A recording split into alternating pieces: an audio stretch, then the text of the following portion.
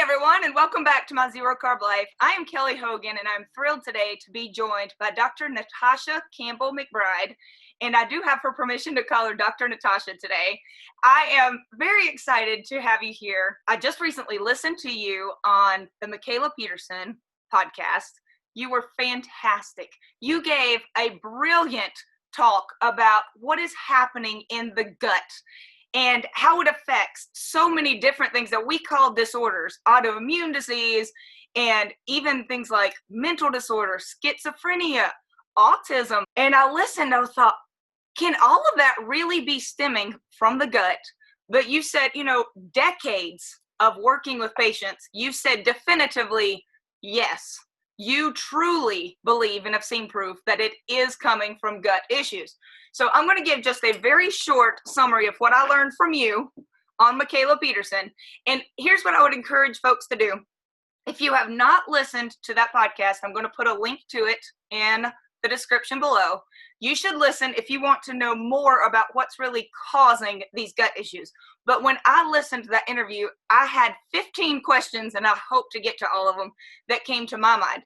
But here's what I took away from that, and this is very layman's terms. Because of our environment and antibiotics and over vaccinations and things like that, we have done two things. We have killed a lot of our beautiful, diverse microbiome that's in our gut, and we have led to things leaking out into our body. So our food that should be there to nourish us is leaking into our body, causing what you call a river of toxicity. And then our body sees this foreign objects in places it's not supposed to be, this food, and our body starts to attack it. And then we all get mad at our body and say it has an autoimmune disorder, and we think we're broken. Is that kind of accurate? It is. You talk on that subject for a while on the Mikhaila podcast, and I would encourage people who want more details than a 2-minute summary to hear that. But when I heard you talking, I just kept jotting down questions that I had. Now, this audience, we eat animal-based. At least most of us. I have not had plants since 2009. So 11 years of only animal. That's how I feel best. It's how I choose to eat.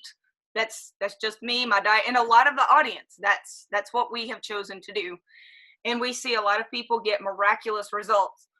What is it about an all-meat diet that helps fix what I just described, the river of toxicity, as you call it?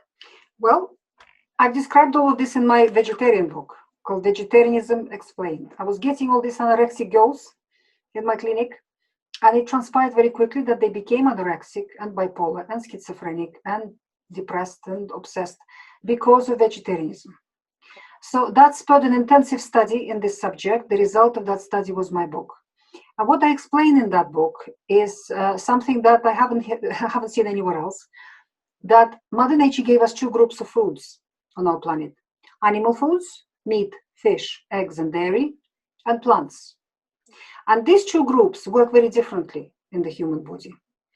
To summarize, to give you a brief description, animal foods are the foods that feed the human body and sustain the physical structure of this temple that you live in.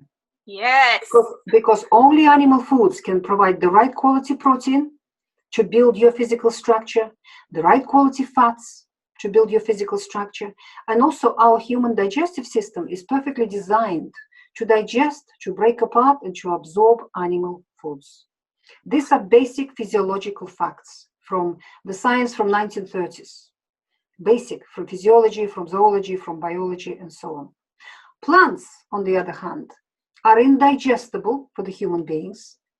In order to digest plants, Mother Nature created ruminant animals, and it provided them with a very special digestive system.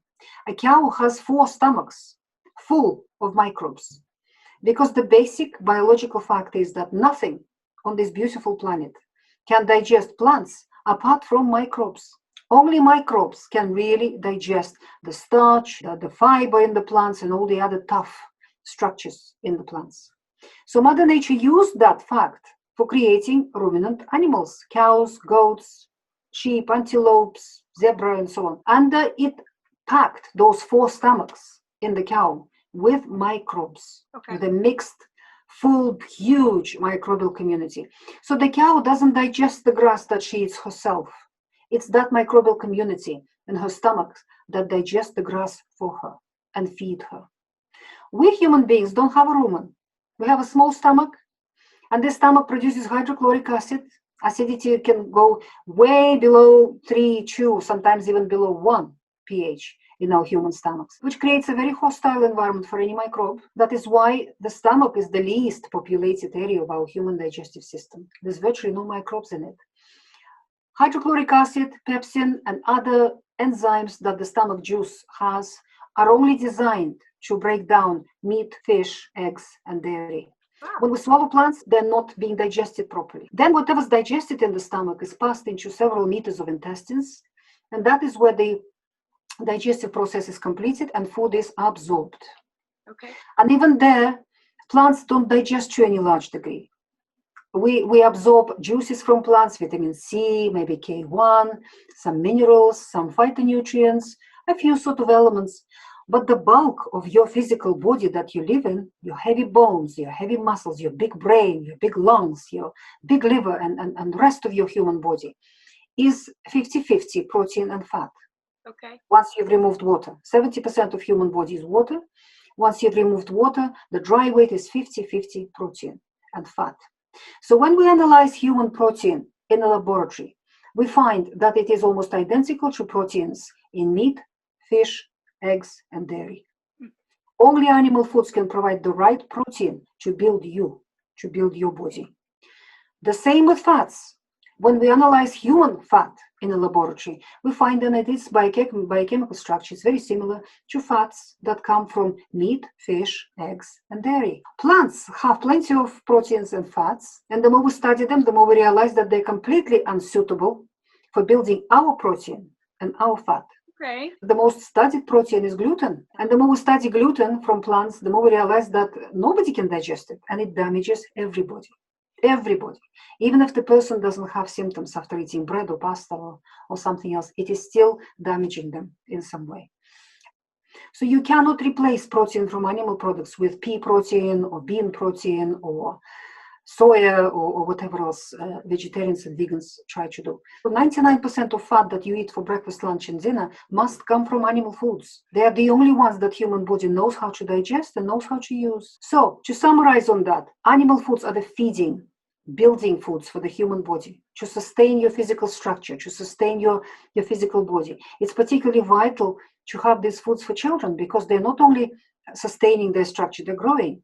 Yes. Particularly vital for a pregnant woman who is building a body for her baby.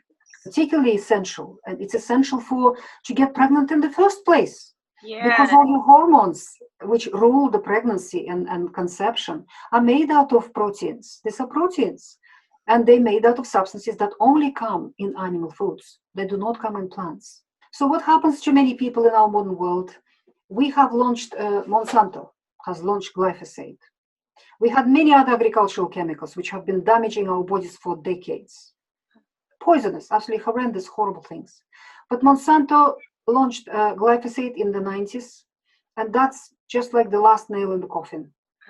It is such a poisonous chemical. That's the main ingredient in Roundup. I'm sure the majority of people heard about all the law, all the legal cases of glyphosate causing cancer. Monsanto has now thousands of legal challenges for the use of glyphosate. It's actually not Monsanto, it's now the German conglomerate Bayer, which bought Monsanto recently in 2018. It's just everywhere now. Every food you buy in a supermarket is full of glyphosate because every food that is in the supermarket is produced by industrial agriculture, majority of foods. Okay. All industrial agriculture loves glyphosate. It's one of the most used agricultural chemicals in production of all plants on the planet. Wow. Particularly bread, particularly pasta, particularly grains, because they're desiccated just before harvesting with glyphosate. They're sprayed with glyphosate just before harvesting. That grain is soaked in the stuff. Oh. What glyphosate does, it destroys your gut flora. Human body also renews itself all the time. All cells in your body live a short life. They get old, worn out, they die. New cells are born to replace them all the time. This process is called cell regeneration. So your body renews itself all the time. That's how the body heals itself, perpetuates itself, rejuvenates itself. In order to give birth to trillions of baby cells every day, building materials are required. The cells need to be made out of something. Well, the only foods that can provide these building materials are meat, fish, eggs, and dairy. So people in our world who destroyed their gut flora quite seriously with glyphosate, with antibiotics, and with all the other chemicals we have, they just cannot afford to feed their microbial community anymore at all. Any amount of plant matter, because their microbial community in the gut is so abnormal, so dominated by pathogenic microbes, you cannot feed them with anything. No. Because starch, fiber, prebiotics, they feed equally the good and the bad microbes. If your gut is dominated by good microbes, if you've got a healthy, balanced gut flora, then those good microbes will feast on the starch, on the fiber, on prebiotic and so on, grow bigger, stronger, and make you healthier. But if your gut flora is destroyed and it's dominated by pathogenic microbes, then these pathogens will feast just as equally on starch and fiber and prebiotics and so on. And they will get stronger and bigger, and they will make you very sick as a result.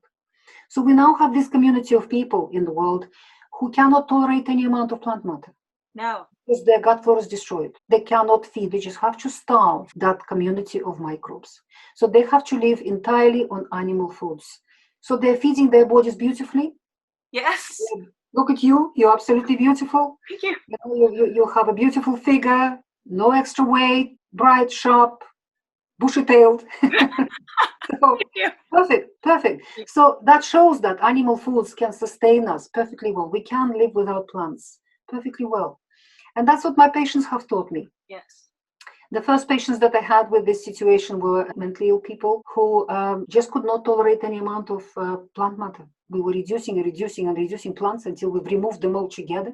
And only then the person started thriving and started removing medications and so on. Then I was contacted by a group of mothers who had babies with FPIs.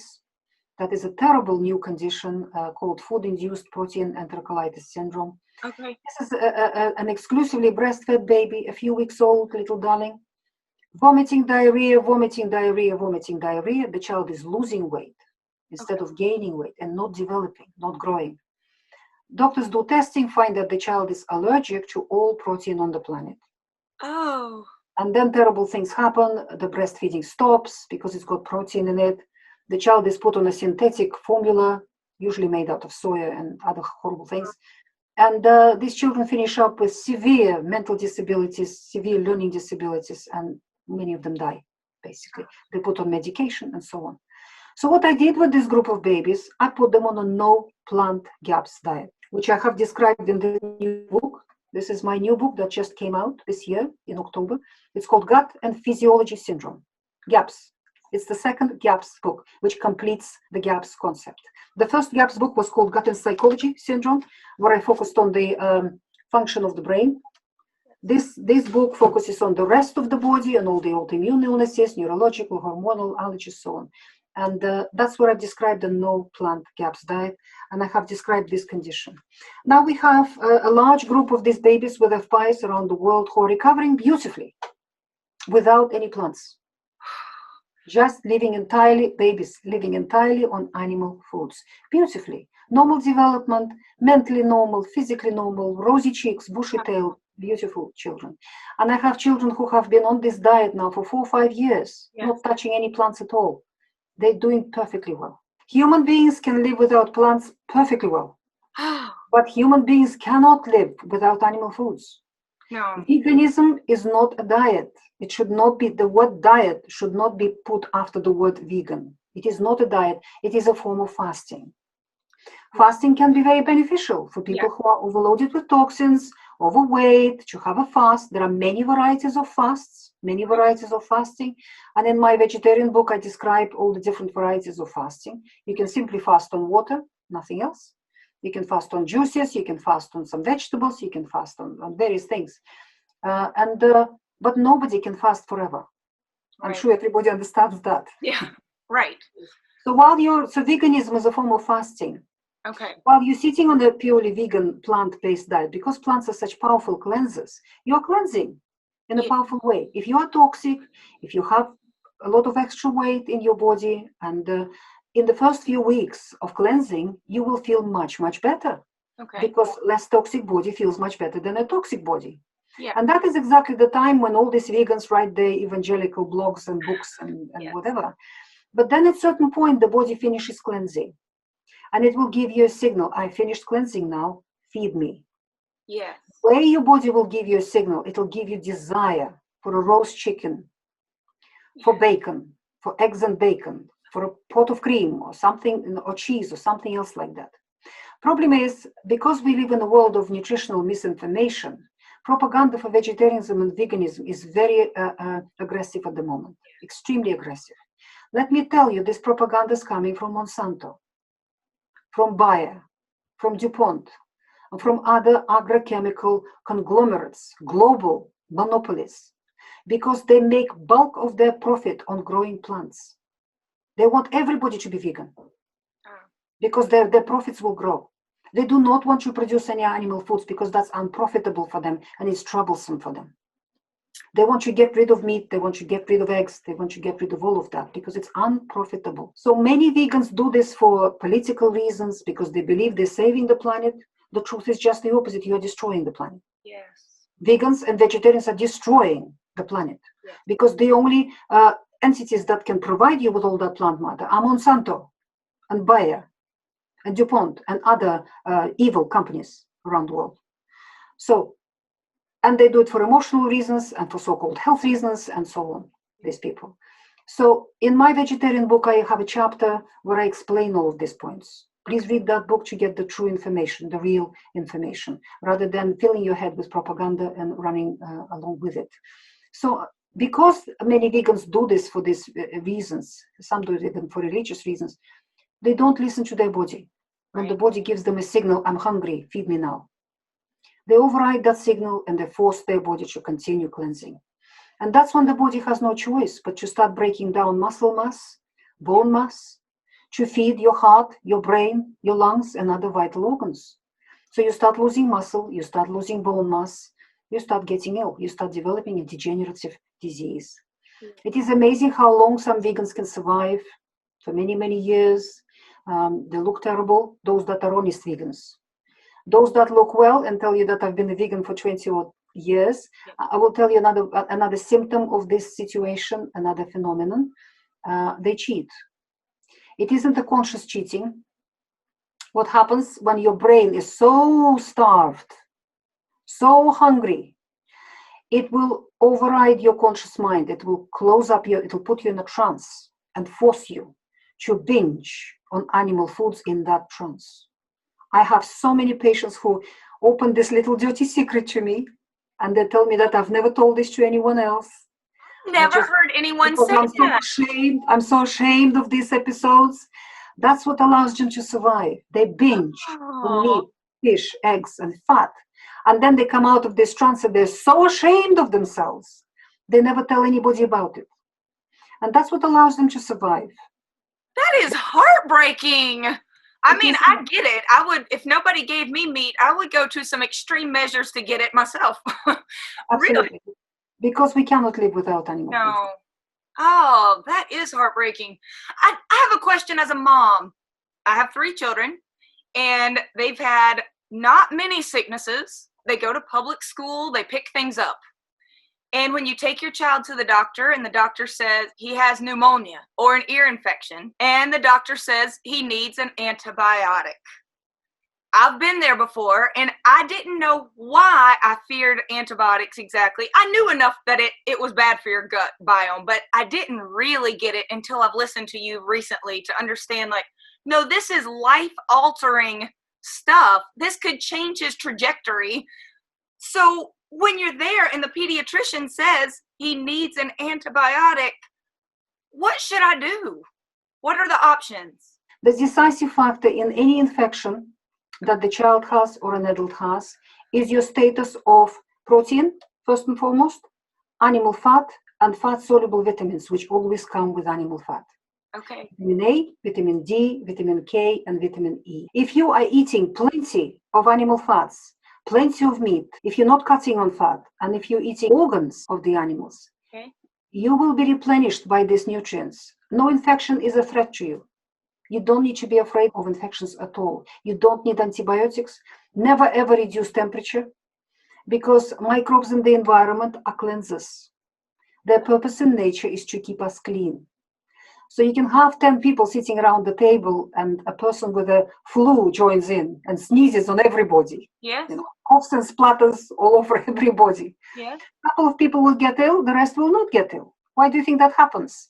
Because it takes two to tango. If your body is polluted, if you've been on an airplane recently, or you've been sat in traffic jams or something, and your airways are polluted, they need cleansing. Then when this virus comes in, the body will say, oh, I could do with this virus. So it will engage with this virus. What gives you the runny nose and the headache and the temperature and all the other symptoms of a common cold? Not the virus. Your immune system gives you all these symptoms when it's cleansing you. It's using the virus as an instrument, as a genetic instrument, as a genetic key to start a powerful cleansing process in your body. And at the end of this cold, if you don't interfere, if you allow your immune system to do the job properly, you'll be clean. All your cancer cells will be destroyed, whatever cancer started growing in your body. Parasites will be removed. Toxins will be removed. Toxic metals will be removed. You will be just as good as new at the end of this cold. The important thing is not to work, not to play a hero and go to work with the temperature, and not to reduce the temperature. Do not take temperature reducing medications and painkillers. Do not take them. Stay in bed. In this book, I've described what needs to be done when you have a temperature and when you have a cold. The whole procedure is described in here in detail, what you need to do. So that the temperature is a powerful tool that your immune system uses for killing cancers, for killing parasites, for removing metals, for removing toxins out of your body, and for healing and repairing everything in your body. So colds are a blessing. Your body does a spring clean, a powerful spring clean, after which you will be reset to a perfect health, to a good level. And lots of diseases in the future will be prevented as a result. I don't know if people will be able to visually see my brain exploding, but my mind is a little blown right now. So literally, as long as you are eating all of the animal-based foods, that will allow your cells to regenerate, stay out of your body's way, to just let it heal. So when you do have something come in and your body can fight it back, then it will rebuild those parts stronger than ever. That's right. Absolutely. Okay. All of these things, every virus, every cold in nature plays a beneficial, benevolent role. Microbes, vast majority of microbes in the world are good for us. Okay. And your body will only let the microbe, your body is completely in charge of itself. You're not a hopeless victim of some microbe that suddenly came out of nowhere. If your body wants this microbe, it will let it in. If your body doesn't want this microbe, if it doesn't play any good role for your body will just push it away. It will not let it in. And this is a particularly important message in the current times when people are afraid of viruses. Yes. So, all right, we're going to remember that you're talking to a total carnivore, no plants, no sugars, no seed oils, and other total carnivores watching. We're going to just pretend that there's not a single vegan watching this, okay? There probably isn't. But is there ever a reason that you would think I should take an antibiotic? Of course, there are situations when an antibiotic is necessary, and these situations are only should be used in a life-saving. Okay, if, for example, you got run over by a bus, yes, and you have sepsis. Okay. Yes. Something like that, okay? Or you got meningitis, or something else happened to you, drastic and terrible. Of course, in these situations, antibiotics are life-saving. These are life-saving medications. But unfortunately, vast majority of prescriptions don't fit into that category. No. Based on what you described, this is not going to be many people then who will end up needing an antibiotic. No. Not many carnivores, at least. Exactly. And also we have homeopathy, which can help with any infection. There are simple homeopathic remedies. You can just Google that quickly. What homeopathic remedy might be useful. It will not stop the temperature. It will assist your immune system to do the whole process properly. Okay. So you still have headache, you'll still have your temperature, your nose will still be running and so on. All of these symptoms are a blessing, need to be welcomed. Okay. It's a cause for celebration. Just stay in bed, relax, and respect your body. Let it do the work. Because you're preventing some horrible autoimmune disease from developing in your body, or cancer in the future, or something else horrible developing by honoring your body in these few days. Usually, if you allow the temperature to run, it doesn't run longer than a few days. I will never look at sickness the same again after this conversation. That is fascinating. All right, I've got more questions, but I feel like I could sit with that for a little while. All right, do you ever recommend probiotics? Yes, some people, probiotics are helpful for many people. There's no doubt about it, particularly for busy people and people who can afford them, because it is expensive. Okay. If probiotics, it is expensive, particularly if you want to take them long term. It can run into quite a cost. The least expensive way of having probiotics is to eat fermented foods. Eating fermented foods every day is a powerful supplement of vitamin C, and it costs you nothing. I'm not eating any fermented foods, am I? If I'm only eating meats, eggs, and cheeses, and that's literally all I'm eating. And I will say that apparently my gut biome is pretty good because I'm not having any issues. No bathroom problems, everything is good. But then also when I do eat something really different, like I started eating salmon roe and more organs and fish and sardines, my body handles it really well, even though it's different. So most of the time, I just eat beef. I eat a lot of burger patties and steaks. That's most of my diet. But when I change things up, it's not like I'm suddenly, I have no belly pains. It goes well. Absolutely.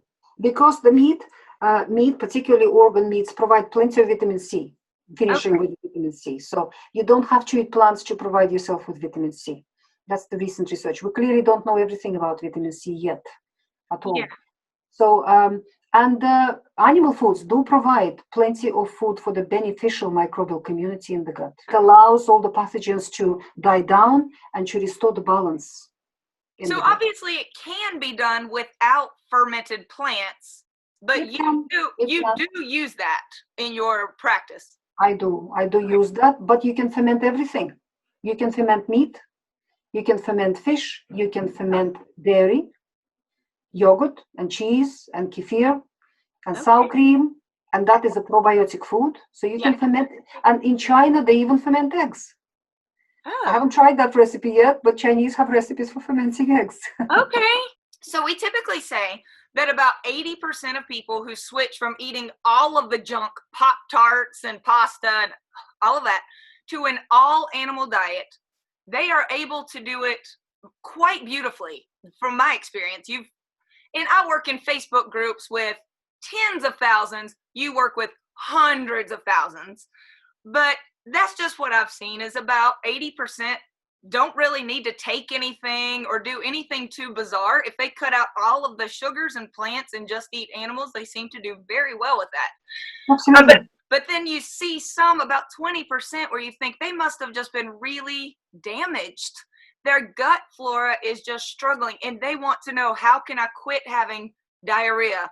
Or, what are some things that they could do to help heal? And I know that you're a big fan of meat broths, not necessarily bone broth at the beginning, meat broth, and the fermented plants. But it's good to know that there is a carnivore option if they really want to stay animal-based, that they could try fermented animal products. And people with digestive problems need to eat the GAPS diet. And we have a no plant GAPS diet. Okay. We have a variety of GAPS diet, which is called a no plant GAPS diet, and it's described in this book. Okay.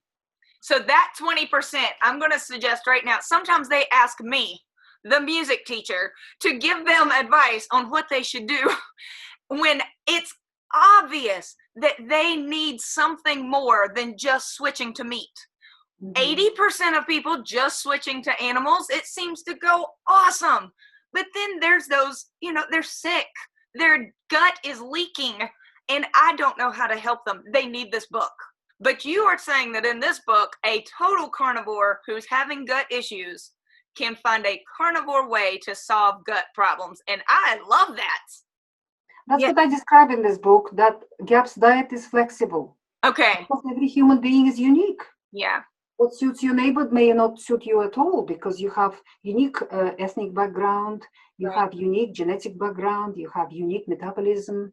And also we have to adjust the diet to the weather, the seasons. Women are cyclical creatures. We have to adjust the diet to what's happening every month, to our activity, to many, many various parameters. So all of that is described in that book, how to do that. That's exciting. I've always looked for a resource of where to send that 20% that just needs something more. Good. Thank you. All right. Drinking during meals. There's a lot of debate about whether or not you should drink any water during meals or not during meals. Do you have any advice on that for people, especially for carnivores? Listen to your body. Okay. If you're thirsty, drink. Oh, yes. If you're not thirsty, don't drink.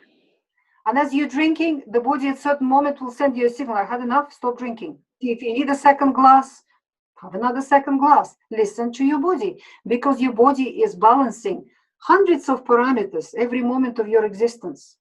And it's unique to you. And it's a very, very fine balance. Very, very fine checks and balances all the time, in every moment. So at every moment of your existence, the body requires a particular set of nutrients.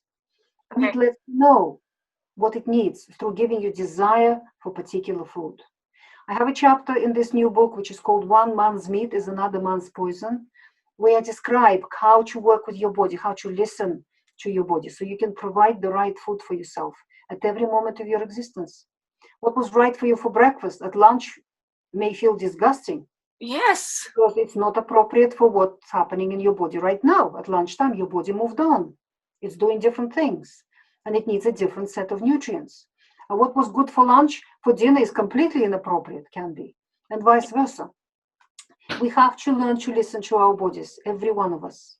Oh my gosh, I don't know if I've ever really heard you say that, but I agree with that so much. There are days when I crave butter, and days when I crave salt, and days when I crave bacon, and then other days where none of that sounds good. I just want very lean beef, unsalted, days when I'm so thirsty, and then days when I'm not thirsty at all. And I think that we are all so used to getting like in a regimen. People want to know, what percentage of fat should I be eating?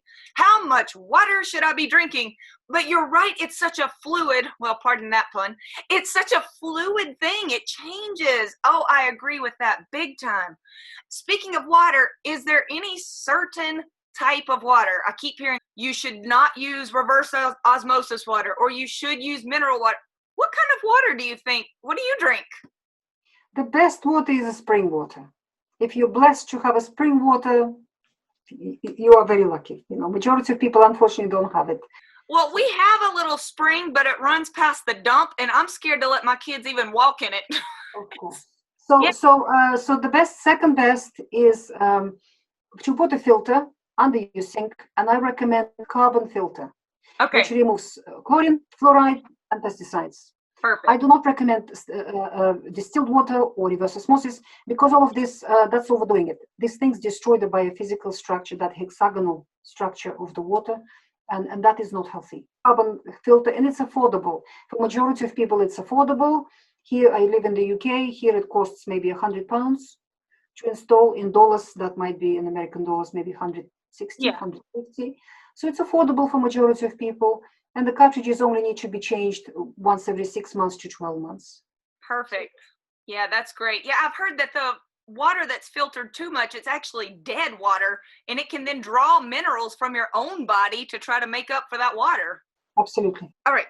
Another hot topic that's come up lately. Do you have any strong feelings about whether or not anyone should use salt, or is it just another thing about do whatever your body is asking for, or what are your thoughts on salt?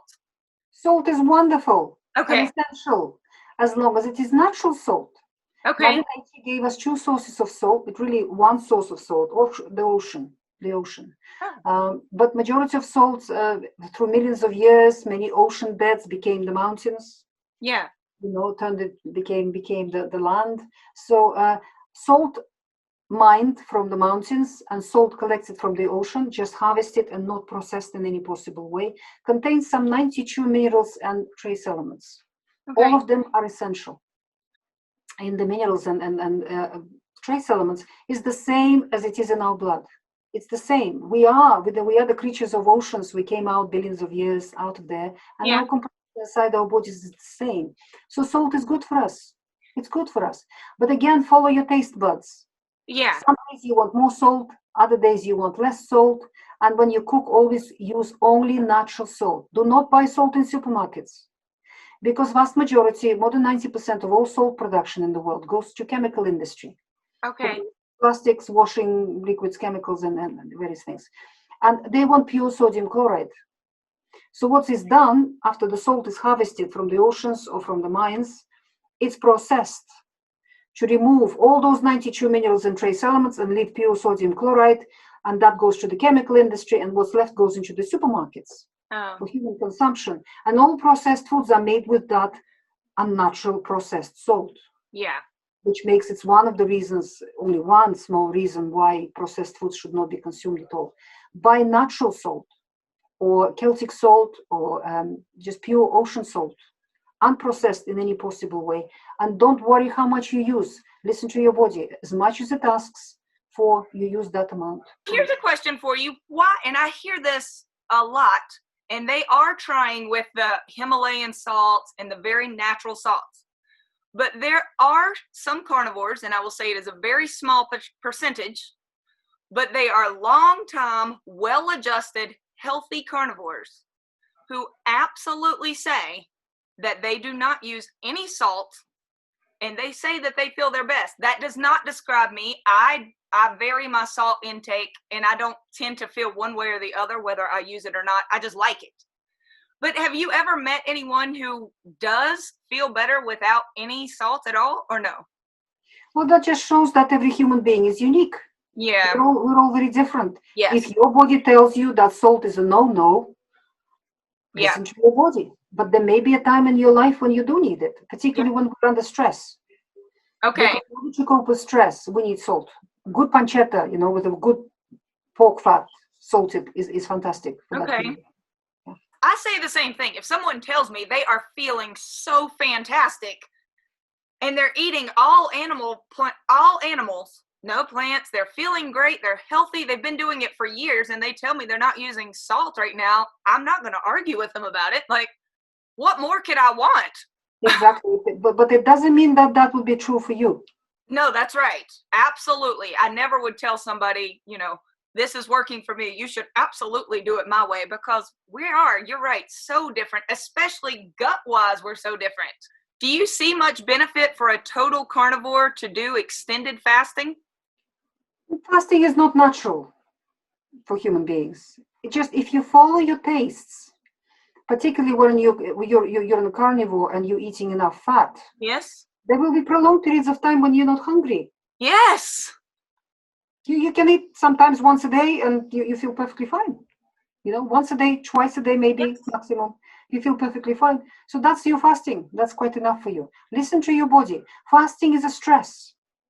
Now, fasting needs to be only done when there is a real need.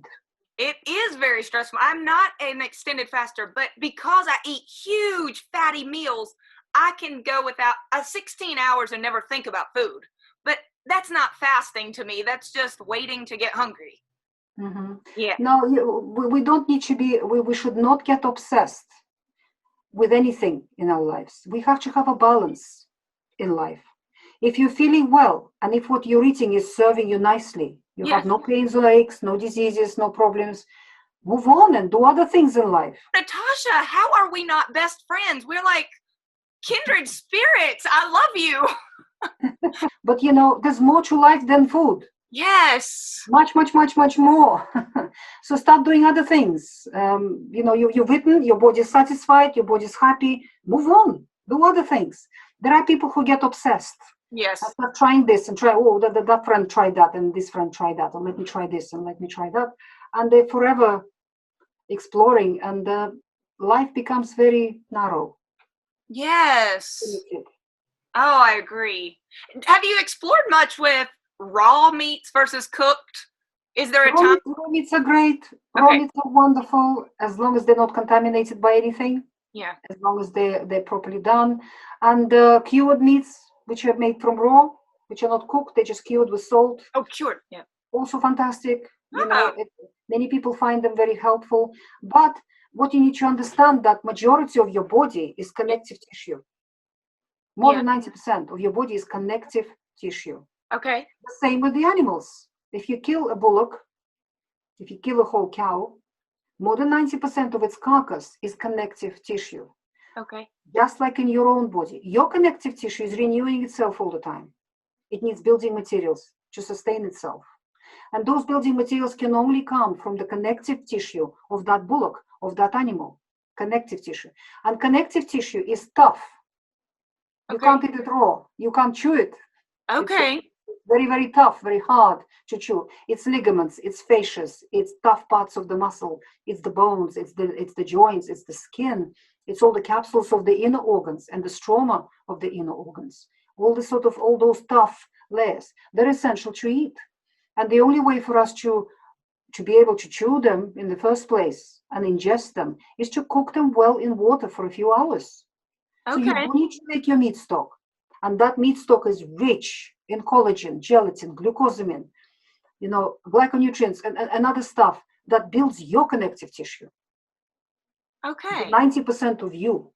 So eating meat stock is essential. Eating all these tissues that turn into gelatin after you've cooked them well, the ligaments, the capsule of the joints, everything inside the joint, all these tough fascias and tough parts of the muscle, all of them that you can't chew in the raw state. They're essential for us to consume. So they need to be cooked. I have not been consuming any of those things, but I'm definitely open to it. I mean, it's an animal. If it's an animal, I will eat it. That's what I said about salmon roe and more fish. People would suggest things, and I'd say, well, I haven't been doing that, but I would. If it's an animal, I'm in, mostly. Of course, your body can make proteins out of digested meat. Meat would be broken down into amino acids, and then your body will build its own proteins. Of course, and there is a huge flexibility in the human body. Our bodies are beautifully designed. Yeah. Beautifully designed. They can sustain themselves on very limited amounts of food, on very small amounts of food, as long as it's natural and fresh and unprocessed.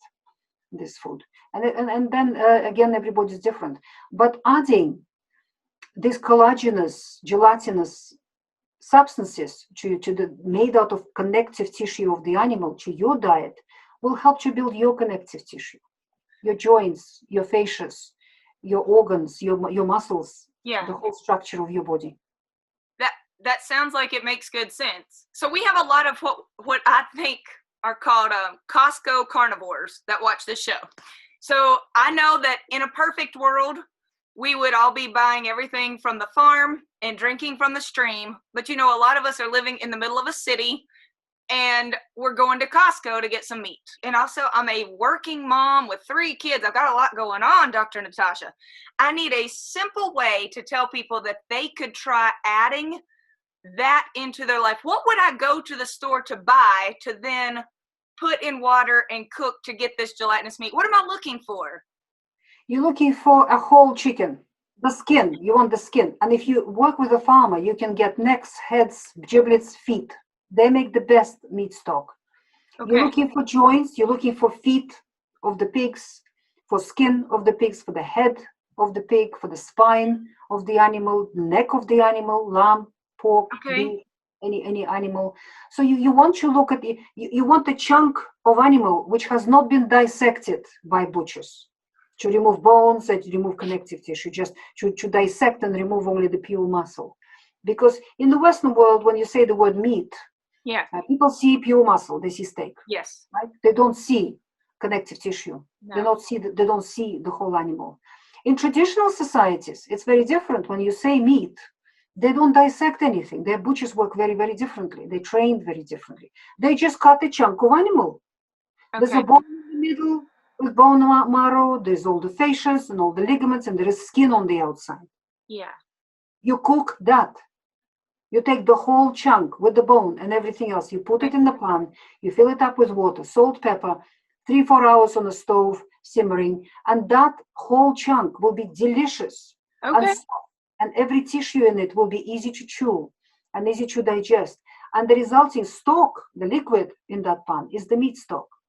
That is not bone broth, it's the meat Okay. stock. In GAPS diet, we focus on the meat stock because of connective tissue, because of all these elements from the connective tissue that go into the stock, into the water.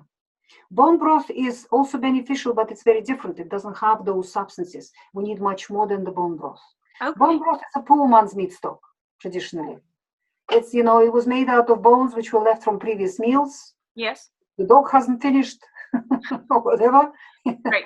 They were just collected all these pure, naked bones that were gnawed and everything's eaten off them. Then they were sort of stuffed all into one big pan, filled with water, some vinegar, some kind of acidity, and you boil and boil and boil for days. Okay. The resulting stock, the acidity, the vinegar draws minerals out of the bones. So at the end of it, you can crush that bone with your hand. Oh. All the calcium is gone. And it's very mineral rich. It doesn't taste great, bone broth. And it is a poor man's meat stock. Okay. Meat stock is made with a chunk of animal that has everything in it that the animal had. All the connective tissue, the skin, the bone, the everything. And you cook that. And that results in a clear, delicious stock. And that stock is an absolute medicine for the digestive system of these people, particularly people who have digestive problems. Yeah, that 20% that I keep talking about, they need some of that meat stock. That's right. They need the rest of the bullock. They need the connective, the carcass, not just the dissected pure muscle. So I love chicken wings. I know I keep bringing this back to like a level of layman, but I know that a lot of people are living lives sort of similar to mine, the busy mom, city mom kind of life. I like chicken wings. And I've been told that when you eat chicken wings, you're obviously getting a lot of skin on them. They're just covered in skin. And when you're eating the bones, the tips of the bones, I've always been told that little soft part, that it's a good idea to kind of bite that off with the meat too. You would agree with that you're getting more of this connective ligaments and tissue. Absolutely. The skin of the chicken is the most valuable part of the chicken. I can do that. I can eat chicken wings. I can eat chicken wings. And eat chicken carcass and chicken feet. The feet. Have you ever tried feet? No. Oh, you haven't lived. If you haven't tried chicken feet. Okay, I'll do it. I will do it. I will get chicken feet. I will put it on Instagram when I eat chicken feet. This is so fascinating. All right. So speaking of collagen, the markets are just full now of collagen powders. It's everywhere. Collagen powder, collagen powder. Is it worth anything in your opinion? No. When you had a proper meat stock and a proper chunk of gelatinous meat stock and a chunk of animal, you've eaten 3 or 4 bottles of those collagen supplements. Oh. And you've eaten it fresh in the best quality. Supplements are processed. You don't know what's there exactly and what it will do for you. Yeah. It's expensive too. They're making a killing. That's right. It's much cheaper to make meat stock. Yeah. I'm going to do that. Can you even believe I've been a carnivore, total carnivore for 11 years and I've never made meat stock. But again, I was really young when I started and I didn't really start this way because of any gut health. I was getting boils though, frequent boils. So I did have inflammation, lots of it. But I think for me, the main thing was cutting out all of that stuff. And then eating meat, eggs, and cheese was enough for my system. But I'm not opposed to, I don't want to throw out best in the name of good, right? If I'm willing to try some meat stock, plus it sounds delicious. I'm in. It's good. It's delicious and it's so easy. Okay, it sounds easy. I could do that. All right. And I'd put here to ask you what people could do if they're still having gut symptoms and they've been on an all carnivore diet for several months. But I'm going to go ahead and say that is probably so individualized that I'm going to encourage them first to get that book and go through your protocol of plant-free GAPS diet that will help seal up that gut, grow microbiomes, and then they could probably transition into a more I guess I'll call this more casual carnivore diet. I can just go out and eat a plate of chicken wings, eat a steak, eat burger patties, have fish. My belly deals with all of that just fine. And I don't have to, sit around thinking much about sipping this or that. Like, I'm healed. I've been doing this a long time. But some folks who are still struggling need to go back to that introduction, plant-free GAPS. And I'm not going to talk them through that right here because I'm sure it's much more detailed, but I'm strongly encouraging them to go get the book and start from there, right? Start with that meat broth. Absolutely, yes. GAPS is a huge subject. GAPS diet has a lot of intricacies to it, so it's important to study it properly. Good. To do it properly. And the other thing that I know I'm doing wrong. I know it, and I don't know that I'm going to change, but I'm just going to admit to it. And you could probably see some of this right now. On my skin, I have makeup. My hair is covered with hairspray. In the summer, I get spray tans. I know. It's so bad. I don't use sunscreen, and I know that you are not a fan. But basically, what I have learned from listening to you is all of this stuff that I am spraying. Dr. Natasha, I even glue on eyelashes, okay? I've got, sometimes, I put a lot of stuff on my body, and you have said something I knew, but your skin is your biggest organ, and your body absorbs these chemicals, and then it really can influence what grows in your belly. That's the part I had never thought about. Is that correct? Absolutely, absolutely. Our skin is not a barrier, it's a sponge. It absorbs everything in seconds. Our chemical industry has invented some 100,000 various chemicals which don't exist in nature.